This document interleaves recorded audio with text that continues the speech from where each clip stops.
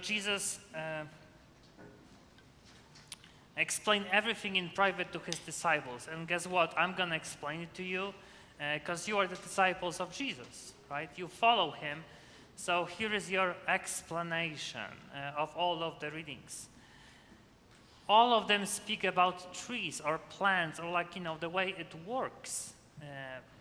We always do this in ordinary time, which is green color, the symbol of trees. And actually my chasuble has a lot of branches and leaves. That's the whole point. The point is, in the first reading, that God, through the prophet Ezekiel, says that I will do it, not you, I will do it. I will plant the tree, and it will grow. I will be the one who will take care of it. So as a response, of course, we say, that was the psalm, Lord, it is good to give thanks to you. We give thanks to God because he still takes care of his tree, which is, of course, now the Catholic Church. And we do this at every Mass, which is Thanksgiving. But St. Paul, with the new perspective in the New Testament, says that, you know what? So many times when we live in this world, when we walk by faith, not by what we can see, not by sight, because so many times we don't see the fruits. It can be discouraging. If you hear about the Catholic Church, it's usually about scandals. That's what the secular media does all the time. Show me the last time they said something good about us. No, nothing. We are always the bad guys. But that's why Jesus says in the gospel, it's like the mustard seed. It's really small. That's how it started with Jesus. Being in the womb of Mary, then Holy Family for 30 years, 12 apostles, 72 disciples, and then they spread everywhere. Right? Today, after 2,000 years, more than 2 billion Catholics worldwide. If you ask me, that's pretty huge. But since I'm the former scientist and I love numbers, they give me the perspective. Yesterday I was looking for some numbers for the Catholic Church, and here is what I found. The Catholic Church is the largest non-governmental provider of education and healthcare in the world. We just don't do this. This is the Source and Summit, the Eucharist. But we do so much more than just the church. 2 years ago, when a friend of mine, another Polish guy who lives in Chicago, came to visit me here in Denver, I thought, where should I take you so you can experience, being in Colorado? So I took him to the mountains. I'm like, let's go to this hot springs. And you don't have it in Chicago, so let's do it. So we did go, but I'm not going to tell you where because I still go there sometimes. So I don't want to see you there, accidentally. I'm in my swimsuit, right, with my friend, and talking in Polish in this one huge pool. And one lady came up to us, and she was like, "What language are you speaking?" I said, "Oh, it's Polish." "Oh yeah, I knew it, one of the Eastern European languages." I'm like, "Yeah, that's Polish." "So you live in Denver?" I said, "I live in Denver and he lives in Chicago." "Oh, what do you do for a living?"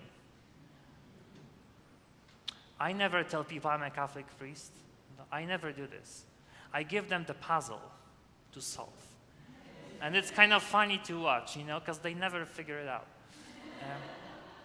So when she asked me, what do you do for a living? And I said, well, I work for this international company, non-profit, and we have branches, the tree, right? We have branches all over the world, in all the, in every country, in all the continents, and I am one of the regional managers for a Denver branch. True. I was thinking about this. If you use secular language, that's what I do. It sounds cool, right? And she's like, what does the company do? I'm like, yeah, we do hospitals, schools. We do charity a lot. We help, homeless, the poor, women who are pregnant. Yeah, we help, almost everyone. Yeah, all around the world. It's huge, it's huge. Here in Denver, I'm responsible for a school, a high school. I have 2 headquarters, this is one of them, 2 hospitals, and she was like, wow. Like, yeah, and you are from Poland? I'm like, yeah, that's my company does. Like, they send us all over the world because it's international, so I can come here and experience how it's done here. But someone who is American can go to Poland and work there, right? But you have to learn the language and culture. It's another tricky part of this job. But it's good. It's like, wow, you must be making a lot of money. I'm like, I wish I could. It's like, at least 6 figures, right? I'm like, no. She's like, you should be maybe like on a Forbes, top 500. Yeah, I'm like, I should actually, right behind Elon Musk and Jeff Bezos. Yeah, like I should be a billionaire at this point for the work I do. Yeah, I should. No, I'm not. Like, what's the name of the company? The Catholic Church. Oh. She's like, all right, it was nice to talk to you. I'm like, let's talk about Jesus. I was like, no. Jesus said that I will make you the fisher of men, right?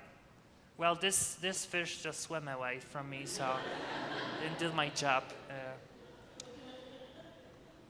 But what I just said about the Catholic Church is true. I did some numbers. 16,000 clinics all around the world.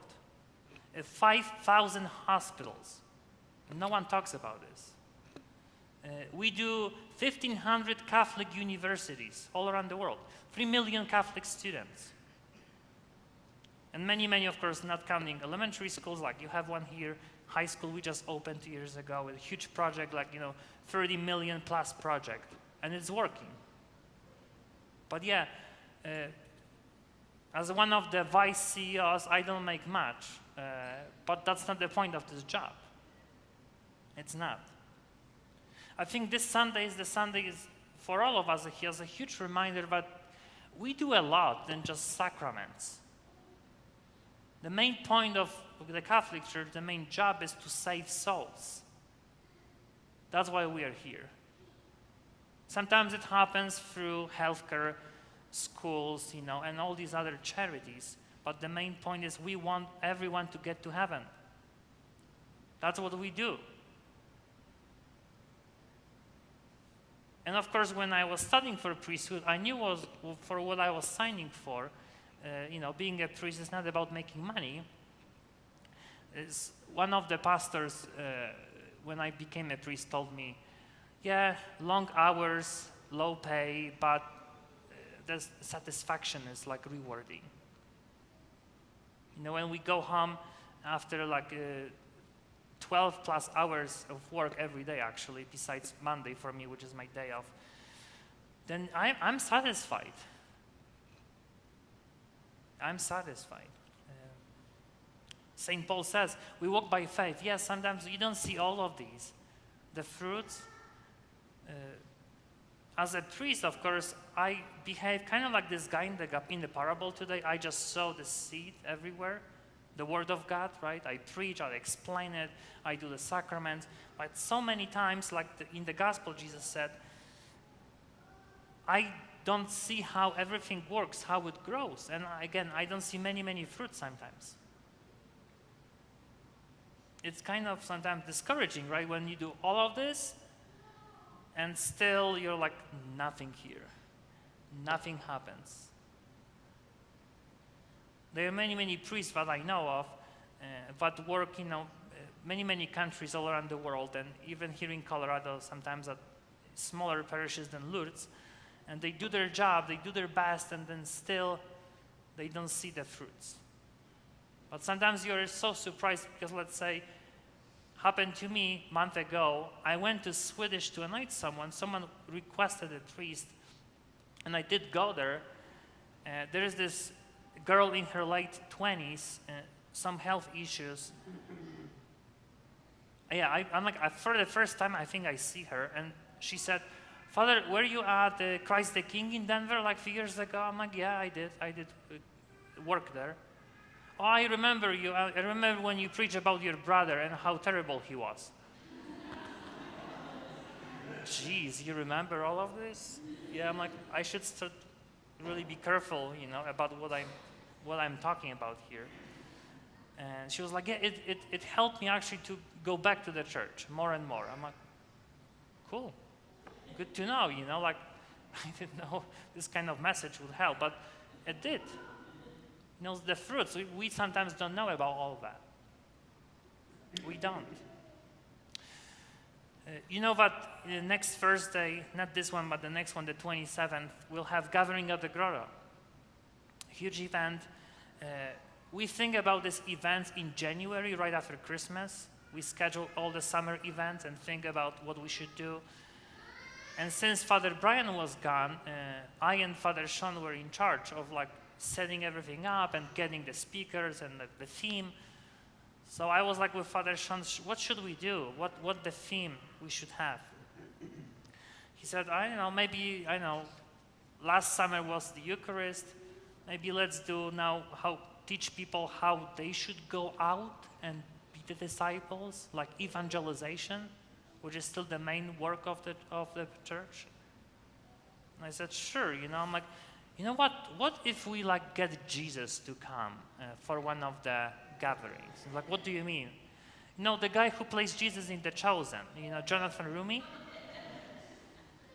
Like, if Jesus comes, that would be nice, right? She's like, Father Sean said, yeah, can you find out how much he charges, how much Jesus charges for the event? I'm like, sure. I did call his agent. He told me the price. Do you know how much fake Jesus charges for showing up? $50,000 for one event, which is pretty average for Hollywood at this point. Ben Shapiro charges $100,000 for an event. I checked this already too. We have the real one right there. He charges $0. He's always here, never sick, always waits for you.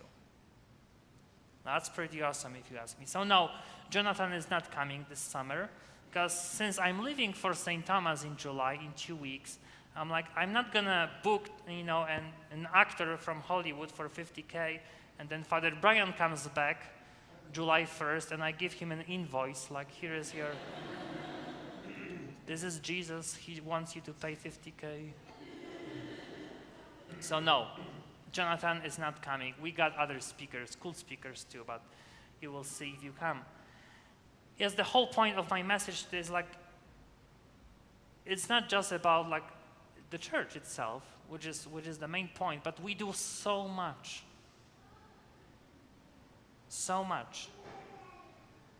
including schools and hospitals, and there's so many priests and nuns and religious better than I am, but they do even more than I do. Last week I was going through my stuff because I'm leaving, so I'm like, I'm just gonna purge how much I can, my clothes, my books, and I found out I own so many chasubles from Poland that I never use. This is one of them. This one is cool. But I had so many that you have never seen. I'm like, I will never use it because I have this one, and usually I use the church ones. I should sell it, right? Yes, say yes. Well, because I already did. It's too late anyway. So I put an auction on eBay, selling my red chasuble. And on eBay, if you sell something, you have to put where you are located. Not the specific, but just the city. So I put Denver, Colorado. That's it.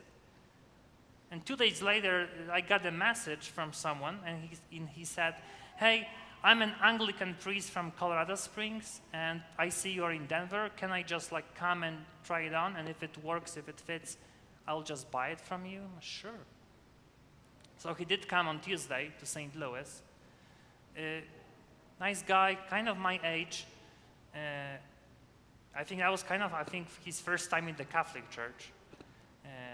And so I explained to him how everything works, but this is real Jesus, not the fake one, right? And so all of this, and chasuble, he tried on. He's like, yeah, that's cool, I'm gonna buy it. So he did. And we were just talking, and I was explaining to him what we do besides this. As a huge tree, right? We have so many branches. And I told him, yeah, we do the school, we have 2 campuses, we just opened the high school 2 years ago. I do these 2 hospitals, Porter and Swedish, so many nursing homes, and other stuff. And actually for now, the first half of this month, it's just me, because two priests are out of town. He just looked at me, he's like, how do you do this? I'm like, that's a really good question. You should ask my CEO. I don't. I'm leaving in 2 weeks, and so that's my kind of custom. I go through the books, and I just want to see what I've done for the last 3 years. I love numbers, so I will give you the few numbers associated with the sacraments mostly. So if my math is correct, it says that I've done around 1,400 masses, which equals more or less 1,400 hours here and St. Louis combined. I did 5,000 confessions, which equals 400 hours, or 17 straight days, so whatever you like. I did 42 baptisms, so I baptized 42 babies. I witnessed 162 confirmations. I did 10 funerals. That's actually a positive number. Not too many people died when I was here. I did 10 weddings, and 5 of them this month, actually, because it's just me. Yeah, 1 more to go. And we always say that because for what I just told you, all of these numbers, I did it for free. No one paid me a penny for anything.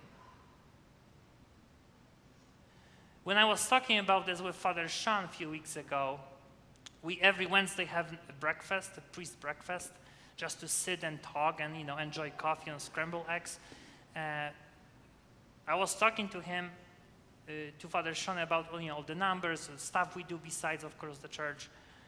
And yes, we don't make millions for the job we do as priests. And so Father Sean looked at me and he said, I'm going to tell you something, but if you want to use it, like for the homily, you have to say that it's me. So it's Father Sean, okay? I'm not stealing this from him. I have his permission to use it. He said, we don't make millions of dollars, but we save millions of souls. And I said, wow, this one is great. Can I use it? Sure, but yeah, put the copyright there so people know it's Father Sean, so I'm sure. That's what he said, and it's true. The Catholic Church exists to save souls. Yes, some fish swim away, fine, but we still do our job. We are here doing this non-profit business for the profit of yours, so we can get you to heaven. Sometimes it's really difficult to see the fruits from that tree, which is called the Catholic Church. The whole world talks most of the time about the rotten fruits, but do exist too, just a part of life. But we are here today, like the psalm said, to give thanks to the Lord because He is taking care of this tree. Without Him, yes, we can do nothing. But we can do what we can, like St. Paul says, we walk by faith. So thank you for coming. So you can receive one of the fruits, which is the body of Christ. That's why we are here, to save souls, and to show the world who is really in charge, which is God Himself.